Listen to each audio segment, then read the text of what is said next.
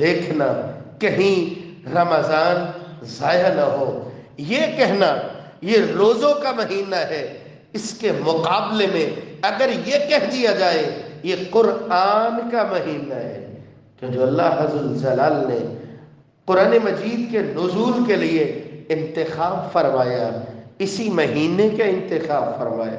میرا اللہ فرماتا ہے شہر رمضان الذی انزل فیہ القرآن ہدی للناس وبینات من الہدی والفرقان۔ اللہ عز جلال نے قرآن مجید کا نزول فرمایا اس ماہ مبارک رمضان میں فرمایا۔ پیغام ہے اپنے آپ کو جوڑ لیجئے، اللہ کی کلام کے ساتھ جوڑ لیجئے۔ شاید کہ ایسا تصور میرے اور آپ کے اسلام میں اور نکھار پیدا کر دے۔ ایک طالب علم نرسری سے شروع ہوتا ہے،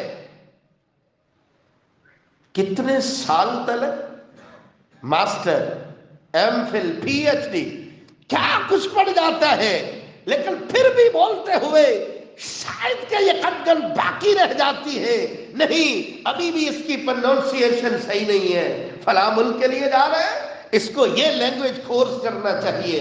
بھائی اتنے سالوں کی محنت پھر بھی دل نہیں مانتا ہے، ابھی بھی تلفظ درست نہیں ہے۔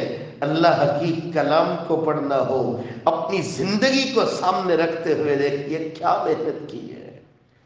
قرآن کو ماننے والا ہو، قرآن مجید سے پیار کرنے والا ہو، یہاں کوئی غزل پڑھنی ہو، کوئی شعر پڑھنا ہو، اس کے اوزان کا یہ خیال رکھتا ہو، قرآن مجید کو اتنا مسکین جانے بس جیسے پڑھ لیا بس کافی ہے۔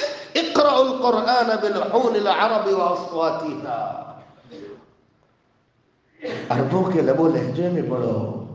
فرمایا من لم یتغن بالقرآن فلیس منا، جسے اتنا ہوش نہیں ہے بقیہ سارے کام یہ کر لیتا ہے، آواز اللہ نے دی ہے، صحت اللہ نے دی ہے، جوانی اللہ نے دی ہے، شعور اللہ نے دیا ہے، لیکن سب کچھ ہوتے ہوئے قرآن مجید کو خوبصورتی سے پڑھنے کی یہ کوشش ہی نہیں کرتا ہے، محمد عربی کا اس کے ساتھ کوئی تعلق نہیں ہے۔ رمضان کو بہانہ بنا لیجئے، کچھ تو وقت نکالیے، جہاں جہاں مسجد میں قاری صاحبان موجود ہیں آپ نماز سنا لیجئے، چھوٹی چھوٹی صورتیں سنا لیجئے، سورہ ملک سنا لیجئے جو روزانہ پڑھنے میں آتی ہے، سورہ البقرہ کی آخری 2 آیتیں سنا لیجئے، کوشش کیجئے تلفظ ایسا ہونا چاہیے۔ ہاں مزاح کرنے والے، مذاق اڑانے والے، باتیں کرنے والے، رکاوٹیں ڈالنے والے کچھ بھی بولتے رہے، پرواہ نہ کیجئے۔ ہاں دل میں اگر بات ہے، اب تو زبان موٹی ہوگی ہے، زبان پہ کیا کرے جی لفظ چڑھتے ہی نہیں ہے۔ فرمایا والذی یقرأ القرآن ویتتعتع فیہ وہو علیہ شاق لہ اجران، آپ کا کام محنت کرنا ہے۔ آپ کو لگتا ہے نا کہ زبان اڑتی ہے، میرا اللہ یہ اڑنے کی بھی نیکیاں دے گا، آپ کے پڑھنے کی بھی دے گا۔ ایک حرف پڑھو گے 10 کے بدلے اللہ 20 نیکیاں عطا فرما دیتا ہے۔ جہاں کہیں مال کی بات ہے، دولت کی بات ہے، بینک بیلنس کی بات ہے، وہاں توجہ تو اور ہونے لگتی ہے، فطرتی بات ہے، انسان ہے۔ رسول اللہ صلی اللہ علیہ وآلہ وسلم نے قرآن پڑھنے والوں کے لیے کتنی بڑی بشارت سنائی۔ آپ کس سے کہانیوں میں سنتے ہوں گے، کہیں کھدائی کرتے ہوئے زمین میں دبایا ہوا خزانہ نکلا ہے۔ جب لفظ خزانہ آتا ہے تصورات میں اور آپ کیا سے کیا سوچتے ہیں؟ اور بھائی ایک تو یہ خزانہ ہے، فرمایا تھا رسول اللہ صلی اللہ علیہ وسلم نے من قرأ 10 آیات فی لیلۃ کتب لہ قنطار من الاجر، جو بندہ 10 آیتیں پڑھتا ہے سورہ فاتحہ قل هو اللہ احد کو ملا لیجئے، 10-11 آیتیں پڑھ جاتی ہیں۔ اتنی آیتیں رات میں جو تلاوت کر لیتا ہے میرا اللہ انعام دینے پہ آتا ہے۔ آج کوئی چودھری انعام دینے بیٹھا ہو نا، اپنی حیثیت کے مطابق جیب سے نکالتا ہے، میرا اللہ جب دیتا ہے اپنی شان کے مطابق دیتا ہے۔ فرمایا 10 آیتیں پڑھی ہیں، اللہ اس کے کھاتے میں ایک خزانہ لکھ دیتے ہیں۔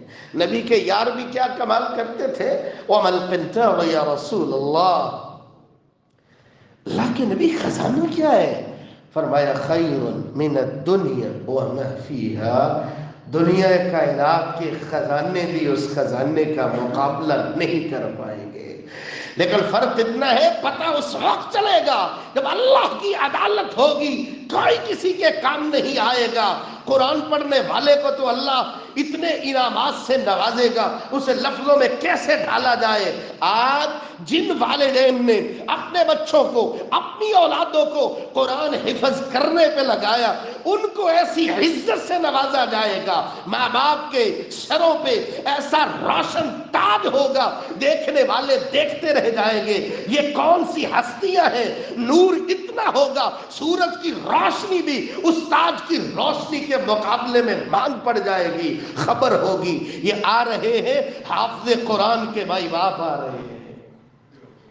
قرآن پڑھنے والے کو میرا اللہ فرمائے گا اقرا وارتق ورتل کما کنت ترتل فی الدنیا، جیسے دنیا میں پڑھتے تھے نا، آج پڑھتے جاؤ، درجات کی سیڑھیاں چڑھتے جاؤ، کتنے درجے ہوں گے، کتنی بلندی ہوگی، لیکن یہ ہوگی اہل قرآن کو ہوگی۔ دیکھنا کہیں رمضان ضائع نہ ہو، ایسا نہ ہو کہ قرآن مجید سے دوری میں ہی یہ مہینہ گزر جائے۔ الہ العالمین مجھے اور آپ کو قرآن پڑھنے والا بنائے، قرآن پڑھنے والوں سے محبت کرنے والا بنائے۔